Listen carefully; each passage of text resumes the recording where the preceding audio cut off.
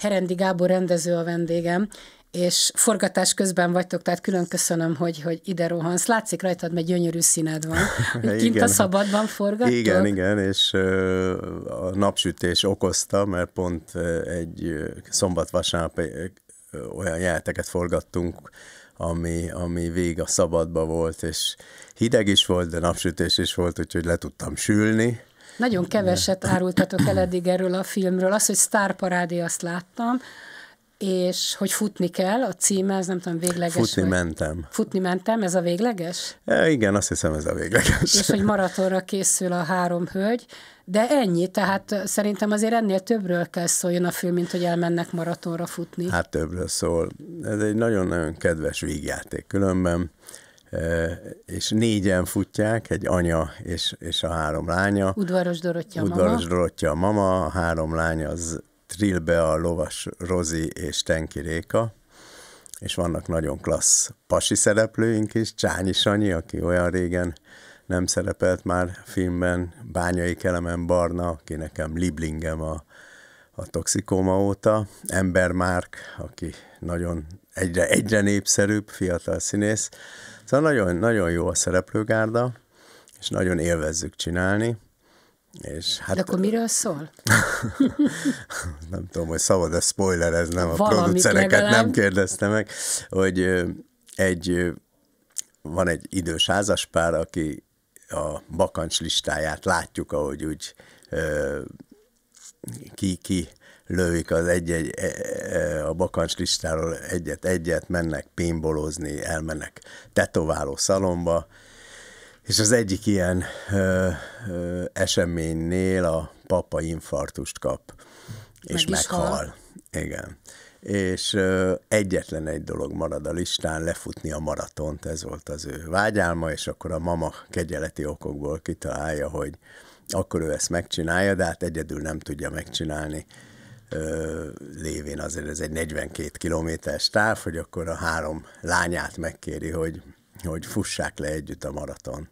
És hát ez nagyon komoly konfliktusokat okoz, a lányok nincsenek erre felkészülve, és innentől kezdve gyakorlatilag bepillantunk a család életébe, kiderül azért, hogy a mama és a 3 gyermeke közti viszony nem annyira rózsás, és a 3 lánynak is a sorsát nyomon követhetjük, és hát nagyon, nagyon humoros és vicces, és néha a könyvzacskókra ható, de hát természetesen happy end-el záródik, és a család újra együvé válik, és hát nagy boldogsággal természetesen meg tudják csinálni a maraton. Egy fillért nem kaptál a filmre, tehát ezt abszolút szorgalomból forgatod, van egy támogató, aki megelőlegezi nektek ezt a filmkészítést. Néha azon gondolkodom, hogy vajon ki kap pénzt, de hát tudjuk, hogy ki kap pénzt, mert azért valamit letettél már az asztalra, hogy összeszámoltam, hogy hány filmed ment nagy sikerrel a mozikban, ez kb. Ilyen 2-3 milliós nézőről beszélünk összességében. Tehát én, ha befektető vagy magyar állam lennék, akkor azt mondanám, hogy na jó, Herendinek adok pénzt, mert azért van esély, hogy bejönnek a filmjeire. De hát nemet mondanak mindig neked. Pedig politikailag nem nagyon szoktál megnyilatkozni. Mostanában talán jobban az indulatod kicsit elvisz, de azért nem nagyon volt jellemző. Tehát te dolgozni akartál, élni akartál. Hát én annyian nem nyilvánultam meg politikailag, inkább ez egy hozadéka volt, és lehet, hogy a bűnös város, amely lehet, hogy némileg szíven szúrta a mostani kormányt. Na de az is indulatból készült hát már. Hát indulatból, mert akkor az egy picit ilyen válaszul arra, hogy hiába pályáztam, sose jutottam szóhoz. Most már én ezt így tudomásul vettem, elfogadtam, nagyon nem is lennék boldog tőlük pénzt kapni, úgyhogy azt az utat járom, amit nagyon sok rendezőtársam, hogy megpróbál hasonlóan ilyen nagyon low budget módon független filmeket készíteni.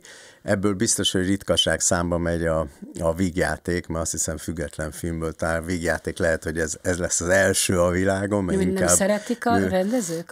Nem azért, csak hogy az, hogy low budget, az egy picit így behatárolja a műfajt is szerintem, mert általában ilyen kevés pénzből kamaradarabokat lehet csinálni, és abból kevésbé van vígjáték. De mi fölkötöttük a gatyát, és megpróbálunk egy nagyon szerethető, kedves vígjátékot, sok színésszel, különben sok helyszínnel. Ez azért nem is egy olcsó film, ha belegondolok. Nagyon kreatívak vagyunk, borzasztó gyorsan dolgozunk, a színészek rendkívül kevés pénzért, és minden tiszteletem az övék jöttek el. Biztos ebben egy picit az is benne van, remélem, hogy szívesen eljönnek a filmemre. Akkor, amikor mondjuk egy film 2-3 milliárdot kap, akkor azt el lehet költeni, hogyha lehet szinte semmiből filmet csinálni, és lehet 3 milliárdból is mondjuk. Hát erre nehéz, persze. Szóval, hogy most azért nagyrészt kosztümös filmeket készítenek, és azok tényleg egy sokkal drágább műfaj. Ez egy mai film, az mindig egy picit olcsóbb, és hát olyanokat tudok mondani, hogy egy normális módon, vagy normálisan finanszírozott filmnél naponta általában olyan 3-4 hasznos percet forgatunk. Én 10 forgatok. Tehát, hogy egyszerűen a kevés pénz arra presszionál minket, hogy na jó, akkor baromi gyorsan. És miután nagyon-nagyon jók a színészek, ezt valahogy tudjuk is teljesíteni. Azért találtál egy kis kibúvót, mert van egy színdarabod is. Ez egy újdonság az életedben.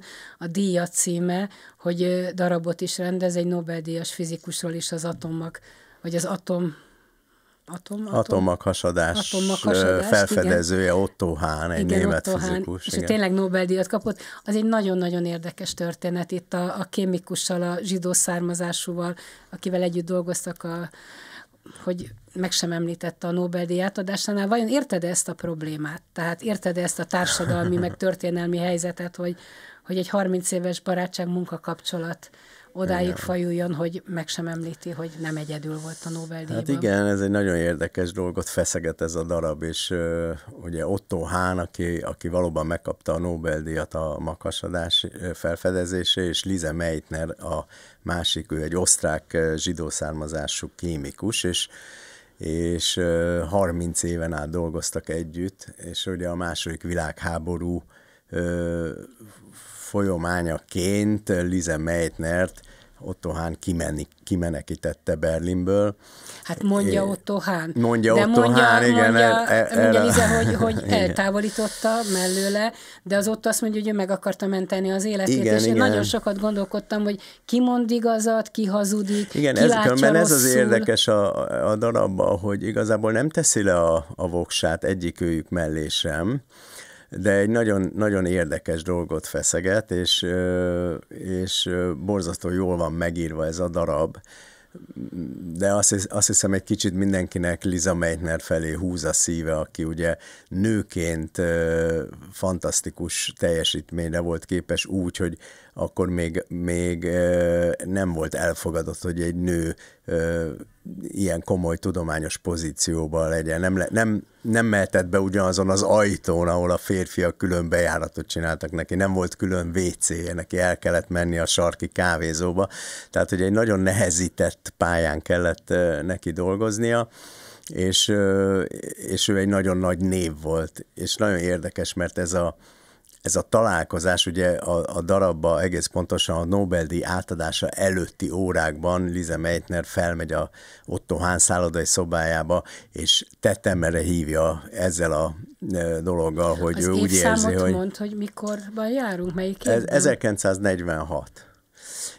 És ugye ő megkérdőjelezi, hogy vajon tényleg az életét akarta megmenteni azzal, hogy őt kimenekítette Berlinből, mert innentől kezdve Otto Hahn minden egyes felfedezését, és hát a legfontosabbat, a maghasadás felfedezését, az csak a saját nevén publikálta, és hát ugye Lise Meitner kérdőre vonja, hogy létezik, hogy 30 éves közös munka után képes volt ő kihagyni őt ebből az egészből. és hát egy rendkívül feszült beszélgetés, és az érdekes, hogy ez a beszélgetés, ez létrejött. Ez valós beszélgetés? Ez egy valós beszélgetés, de nem lehetett tudni, hogy mi zajlott.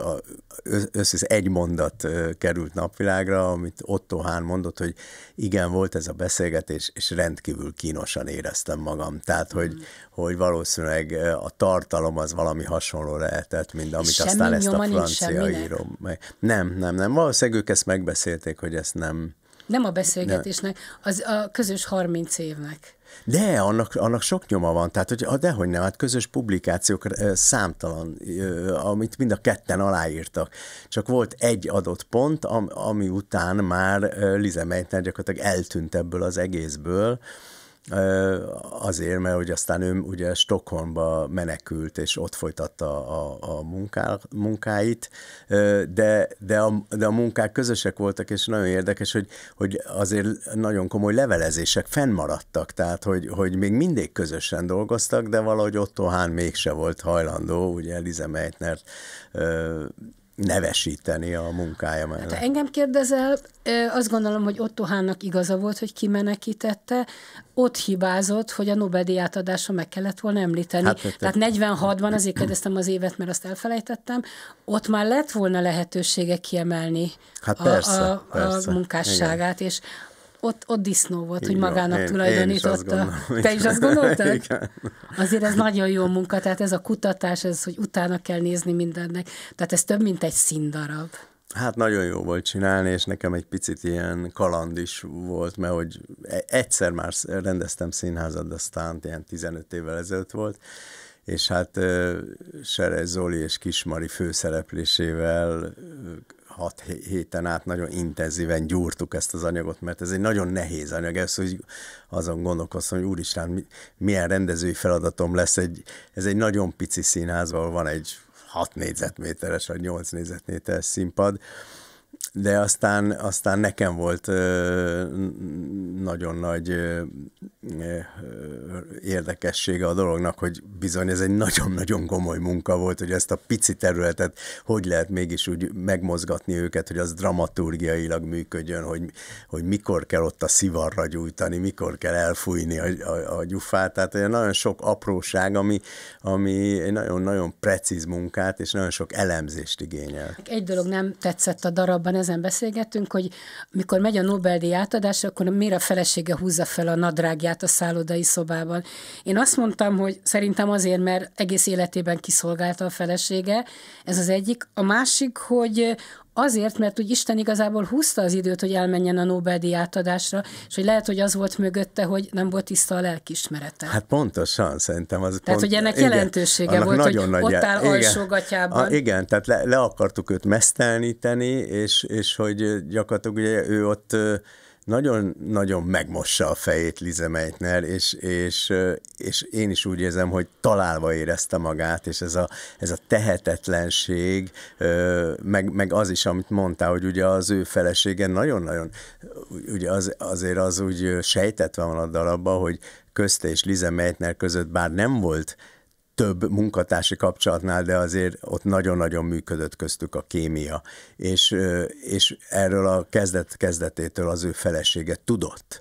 És gyakorlatilag 3 éltek együtt, mert éjjel-nappal a kutatásnak éltek, és hogy még ugye el is mondja a darab, hogy még a szabad idejüket is együtt töltötték, együtt mentek síelni, állandóan ott ebédelt náluk.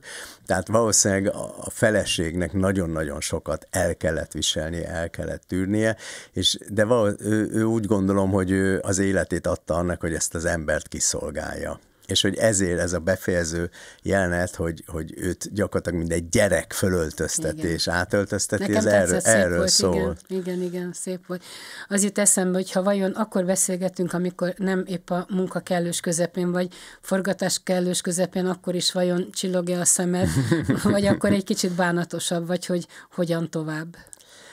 Hát azt hiszem már így ezen túl vagyok lelkileg, természetesen nem jó érzés, mert hogy így azt érzem, hogy erőm teljébe vagyok, és ide nekem az Oroszlánt is, és ott állnak a fiókomba a jobbnál jobb forgatókönyvek.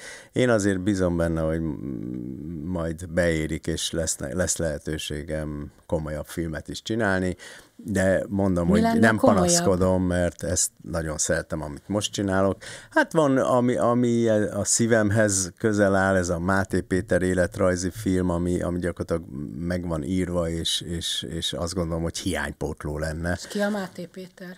Azt még nem tudom. Nem tudod? Hát volt elképzelésem, de most nem akarok neveket mondani, mert messze nem jutottunk odáig, tehát miután már a forgatókönyvet is visszadobták, ezért nem éltem bele magam, és nem kezdtem előkészíteni semmit. Én most épp Szécsi Pált olvasgattam, mert most van az évfordulója. Azért az is megérne egy filmet, hogy magának a Szécsinek a sorsa, hogy milyen cudar és kegyetlen körülmények közül, meg hogy árva gyerek. Tudom, hogy tervben volt egy Szécsi Pál film, és az se ment át a NF-in. Hát... Sok minden nem megy át, igen. Sok minden nem megy át. Sokan vagytok rendezők a pályán, tehát...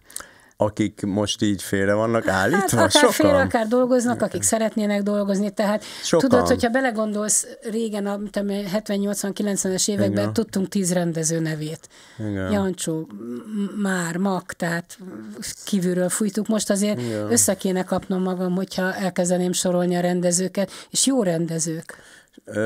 Szerintem nagyon-nagyon sokan tengődnek, és tehetséges rendezők tengődnek, és sokan elmentek, a Pálffy Gyuri elment Görögországba, ott talált valamilyen lehetőséget, nem hallunk Török Feriről, Hajdú Szabi csinálgatja hát a Szabi most csinálta a Kálmán napot, igen. Hát jó, fillérekből, de szóval, hogy biztos, hogy tehát, hogy minden rosszban van valami jó, ezt így magamon is látom, hogy a lehetőségeimet felmértem, és akkor azt szerint dolgozom, és most ez a film pont azért, mert nagyon-nagyon kevés pénzből kell megcsinálni, a kreativitásomat felturbozza, és azon agyalok, hogy tudjuk úgy megcsinálni, sok-sok kompromisszummal, de hogy ez mégse látszódjon a filmen. És a dokumentumfilm az nem adta terepet? Mert azért ez egy olcsóbb műfaj, mert ott kell meg kell az operatőr, és a lelkesedés.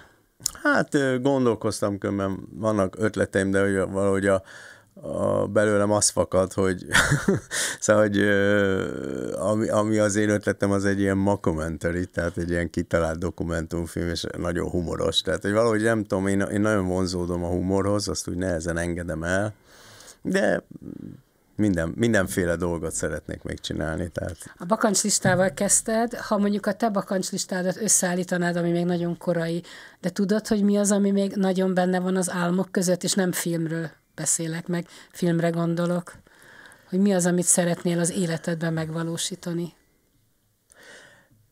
Az az igazság, hogy nekem annyira kitölti az életemet a film és filmkészítésnek, és tényleg nekem, amikor így forgatok, az a heroin.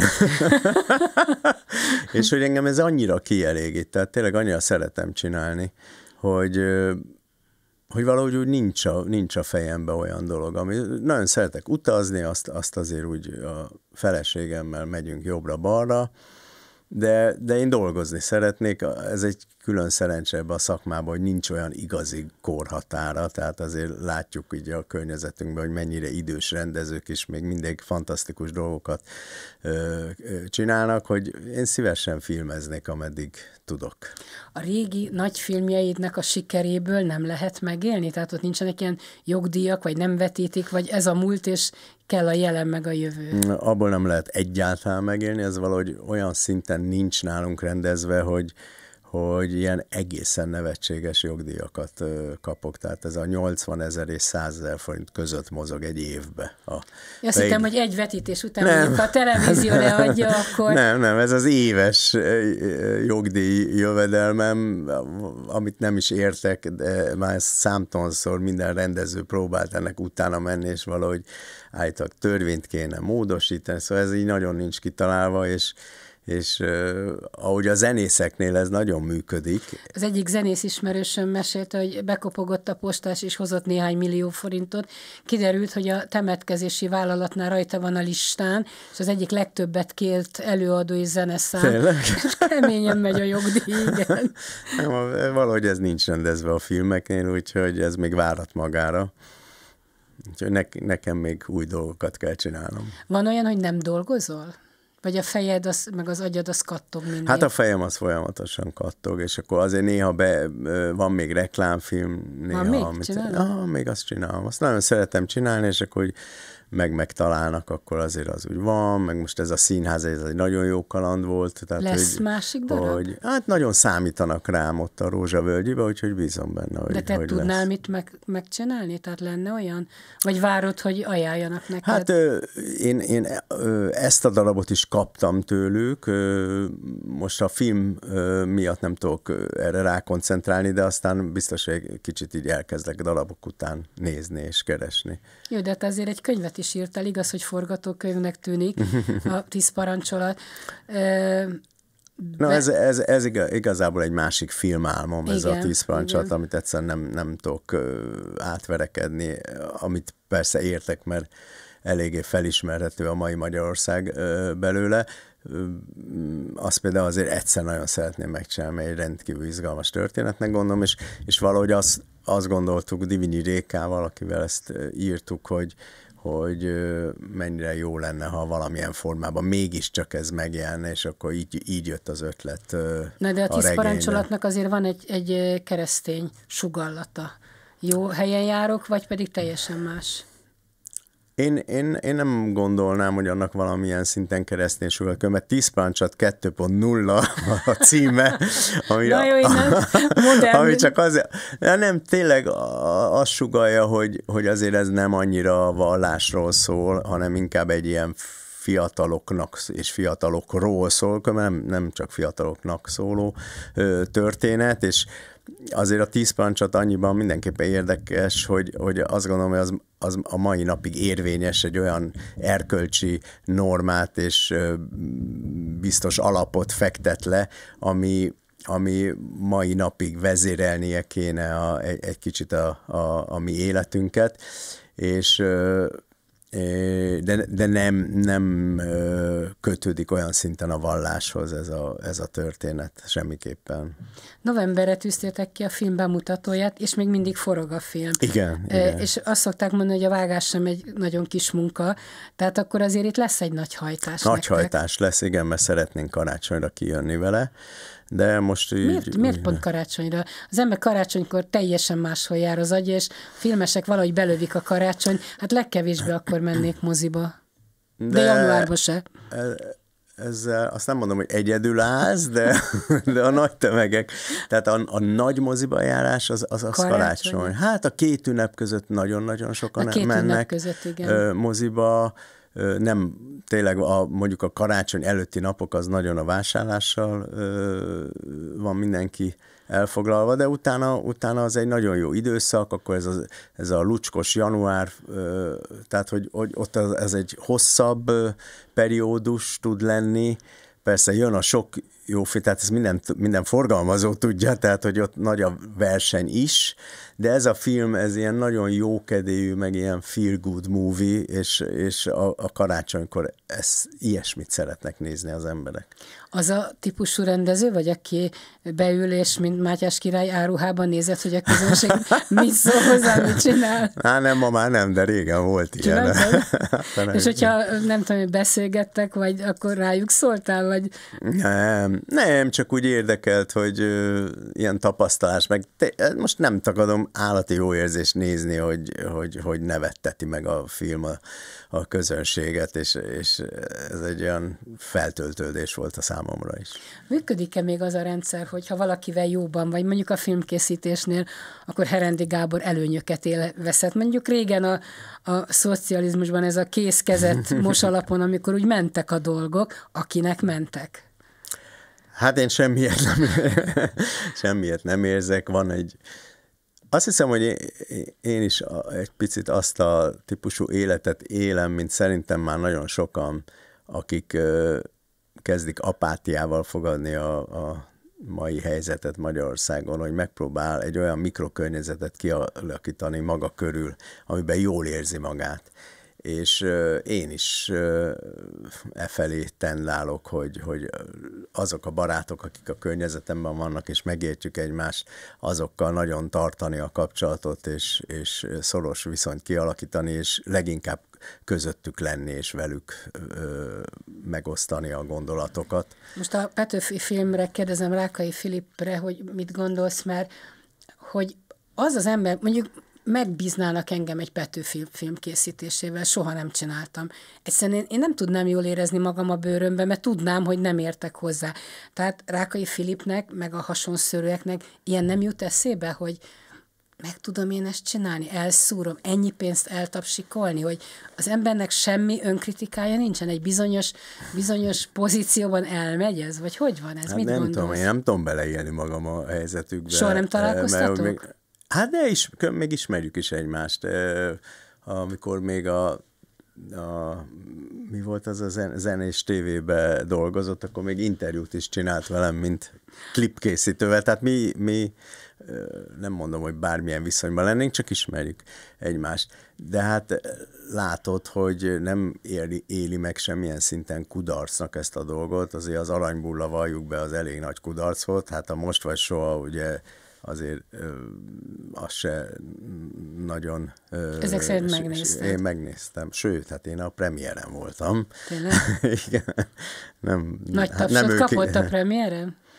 A premiéren nagy tapsot kapott, de ott nagyon az elfbarátok voltak ott. Én nem is értettem, hogy én hogy kerülök oda, aztán kiderült, hogy a forgalmazónak is volt egy kontingense, aki meghívhatott, tehát hogy én úgy jó, de én azt gondolom, hogy ezt jól látni, úgy véleményt mondani, hogy menni mások nem, után. Én nem akarok, én biztos voltam benne, hogy meg fogom nézni. Én az összes készülő magyar filmet megnézem.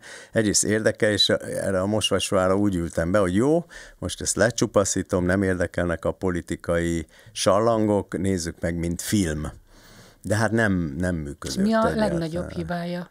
Hát az, hogy szeretne érzelmi húrokat megpengetni, és az egyáltalán nem sikerül. Szerintem rémisztő a castingja a filmnek, tehát hogy ezt a Petőfire alapozták, tehát el kellett volna vinni a vállán a Petőfinek ezt a filmet, de szerintem az nagyon rossz választás volt. Az egyetlen igazán jó, az a gonosz volt benne, a Horváth Lajos Otto, aki tényleg jól, az összes többi szerintem gyenge volt, és hát az látszott, hogy ők is rájöttek, hogy valami miatt nem működik, nem penget meg érzelmi úrokat, ezért rátettek egy olyan nagy zenekari hangzást elejétől a végéig, hogy 95%-ba üvölt végig a zene, ami nem segít természetesen rajta, tehát azért annak akkor segítség, hogyha az csak aláhúzza a képi részét a dolognak. Szóval egyszerűen nem működött. Na, kíváncsian várom a te filmedet,